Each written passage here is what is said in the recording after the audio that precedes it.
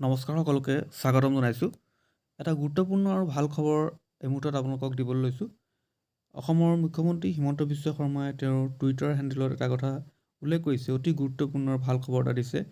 ইয়াত উল্লেখ কৰিছে, দেখিছে, held a meeting with education and power department officials to know' about vacant positions in both department and fill them up in presence of cabinet colleague Ranoj Pegu Assam, Nandita Garlosa, Jayanta মল্ল।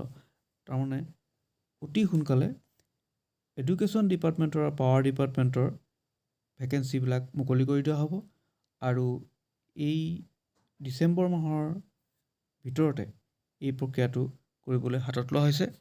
এইটো আজি Twitter হেণ্ডেলত হিমন্ত বিশ্ব শৰ্মা মুখ্যমন্ত্ৰী ডাঙৰীয়াই উল্লেখ কৰিছে। ইয়াৰ লগতে মুখ্যমন্ত্ৰী হিমন্ত বিশ্ব শৰ্মা ডাঙৰীয়াই তেওঁৰ আন এটা টুইটত এনেদৰে উল্লেখ কৰিছে, দেখিবলৈ পাইছে আপোনালোকে, ask power department start the process of filling up the vacancies by December, including APDCL, AChyutBezbaruah and APDCL, and create new vacancies to revamp the power sector.